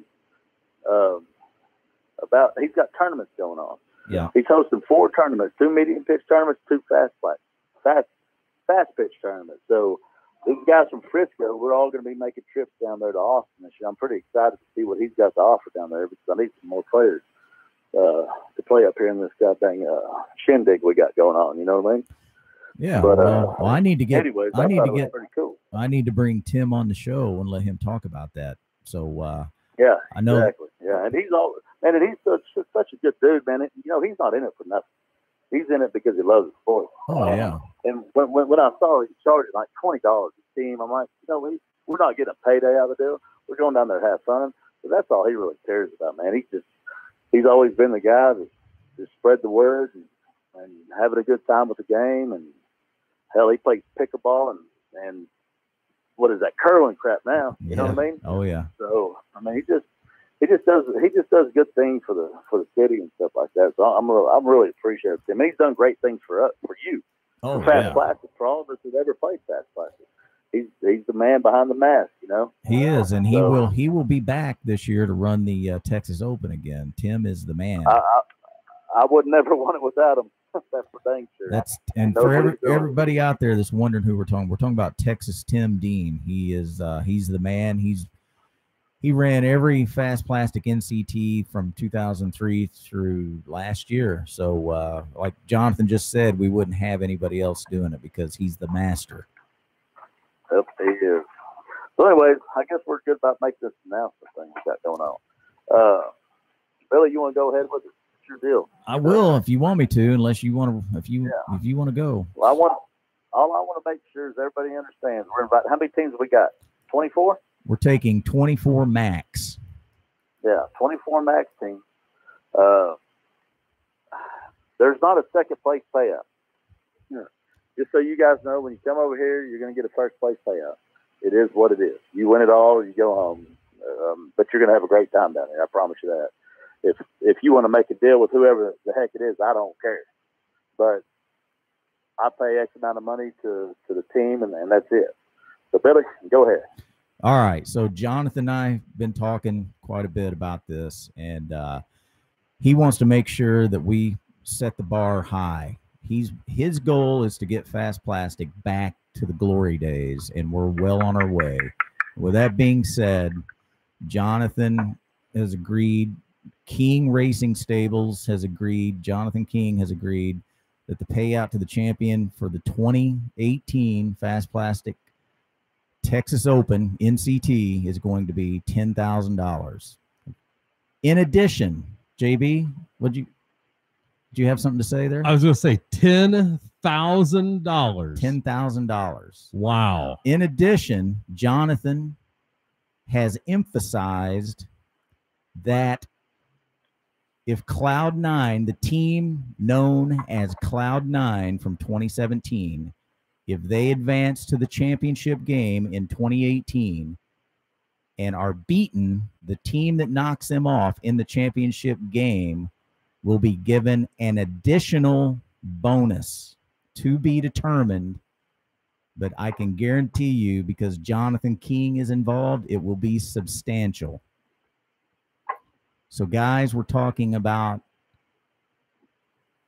more than double last year's payout. And I can also tell you from past experience that as the season grows, as we move closer, it could grow even more. I mean, we're going to have more money funneling in from different areas, organizations, whatever. So it's going to be grand. You don't want to miss it. Jonathan, did I get that right? Are you happy with that? You got it right. I'm happy with that. And it will be substantial. If somebody beats Cloud9, it'll be, I promise you, it'll be at least 25 to 50% substantial. Yeah. So do the math on that deal. But Cloud9, you're going to have your work cut out for you, buddy. You better bring the game. Ed Thacker, Kevin Norris. Yep. What's that guy? Tyler Wiggerson. Wiggerson. And who's that guy? Kevin Norris and that tall, skinny kid. Sean Steffi. Yeah. If you guys going to Wiffle Boy, and all them crew, whatever they call it. If they're going to win, they got to bring the game this time. There ain't no bullshit. You know, I mean, you can't sit there and pitch Ed Packer all goddamn tournament long and expect to freaking win. It ain't going to happen. That's So right. you might want to, I mean, you got to bring him now, but Yeah. I don't know what he's going to be able to do because he ain't going to be able to hit against these pitchers. Not this year. Yeah, I think he's overrated in some way. Anyway, no, I'm playing with you, Ed Packer. I love you, buddy. But anyways, Yeah. All right. Well, that's it, Billy. All right, man. That's I'm good. incredible. Hey, you guys had a good show tonight. I appreciate it. Can't wait to see you next time. Wiffle Ball World. I'm down in Texas, and let's have fun. All right. Jonathan King, man. Thanks. Appreciate it. I'll be talking to you. Brother. All right. Have a good one, Jonathan. Talk to you later. Thank you. All right, Yep. bye-bye. See ya. Wow, $10,000 for the first place team. Plus, if that first place team knocks Cloud9 out In the championship game. championship game, there's a bonus that's going to come to them. Correct. Wow. To be determined. To be determined. That's awesome. That's huge. I mean, it's huge. I think in the end, the total payout for this year's tournament will surpass anything that Bruce and I ever paid out for Fast Plastic. And I think the peak years were 05, 06, 07, where we were pushing 13,000. Wow. Maybe 14, somewhere in there. Wow. Total. Could have been 12. I don't remember. I'd have to go back and look at some old wadded up papers. That's impressive. Well, you guys all heard it here on the Fast Plastic Radio Network, the 2018 Fast Plastic NCT Tournament, Frisco, Texas. First place payout, $10,000. That's a big purse to win. Yeah, we gotta be sure we send Jonathan or King Racing Stables a big thank you for his continued support, not just for Fast Plastic, but for the sport as a whole. That's almost worthy of being a sponsor for the Fast Plastic Radio Network. It is, isn't it? Absolutely. We got to come up with a King Racing Stables ad there. Absolutely. We'll have to do that. Give them some PR out of that. That's big.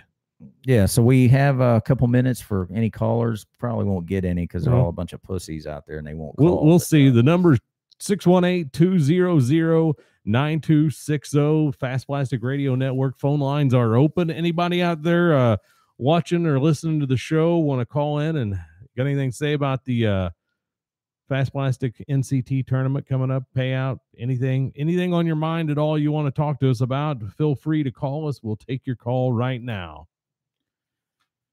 Yeah, so I marked here on the shirt, the Dallas Cowboys sweatshirt, Jonathan King, got his name on that. He's the winner of the shirt.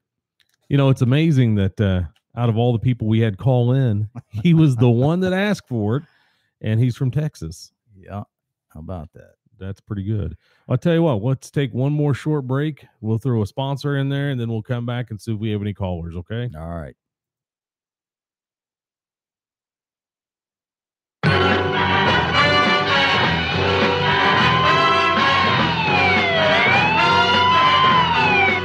Immediate medical transport. Lost a finger? Need stitches? Get to the emergency room fast. Now serving 32 states. Don't let bad ball prepping disasters ruin your game. Use Immediate Medical today.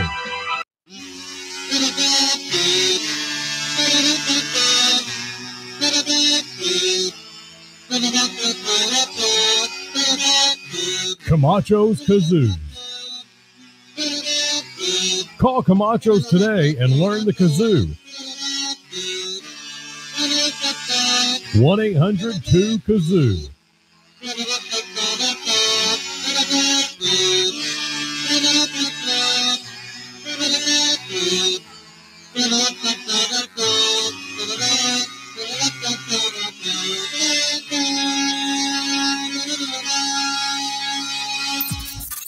You're listening to the Fast Plastic Radio Network. Fast Plastic Radio Network.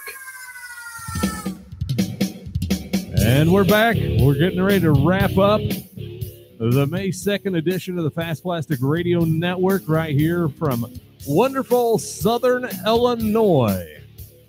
So wonderful. Yes, indeed. It is. It is absolutely wonderful. Test 1, 2, 3. You're there. Can you hear me? Oh, yeah, we can hear you. All right, so fastplasticnct.com. Get a hold of Tim Cook, Mid-Atlantic Wiffle. He's got a slot available for team registration. One slot left, guys. Get in that tournament. You'll love it. What else I need to announce, JV? Be sure and check out wiffleballtournaments.com for upcoming tournaments and see what Millsy has to say. Let Millsy know about your upcoming tournaments. He'll get it posted on his site and maybe get you some more turnouts. Yeah, definitely do that. Let's do that. Next week, again, last time, we'll have Millsy on, Rob Longeroux, Gary Lavoie, and David Wood. I'm going to have fun next week with those names. Yeah, I'll try to... what's that Hooked on Phonics? Yeah, I might try that James Brown Phonics that we advertise here every so often, too. So yeah, so I'll have to be sure I get Hooked on Phonics. I couldn't help but think the whole time we were talking to Jonathan King, he reminds me a whole lot of Steve-O. Yeah. I mean, I was like, wow. Could you imagine getting him and Steve-O in the same room together? Man, that would just be a nonstop riot. That would. It'd be a lot of fun. Be kind of dangerous too. It would be, because I mean, to listen to the King talk about, drinking and stuff, and Steve, oh boy, wow, put the hurt to the liver there, I'm sure. Well, do we want to wrap this one up, or? Yeah, I think we will. Guys, thanks for tuning in tonight to the Fast Plastic Radio Network on the home, WROC 93.5, The Rock. It's been a great show tonight. Huge announcement, $10,000 for the first place payout for the Fast Plastic NCT tournament in Frisco, Texas, 2018. Get your team ready. Get signed up. They're only taking 24 teams, so don't be left out. Get your chance to win right here on 93.5 The Rock, home of the Fast Plastic Radio Network. Until next week, we'll see you. Have a great night.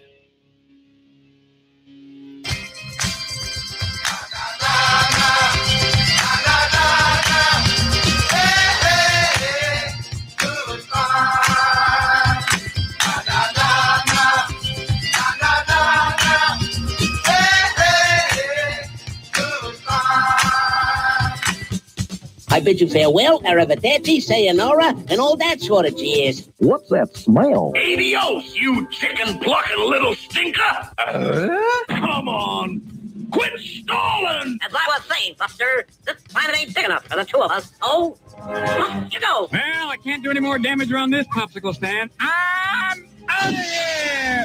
Corporate succotash, I wish you'd reconsider. We hope you enjoyed the show. When I say whoa, I mean whoa! Do I hear amen? You're mocking me, aren't you?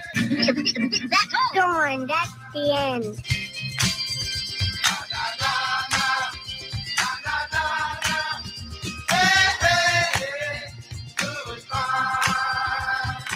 The station rocking the World Wide Web.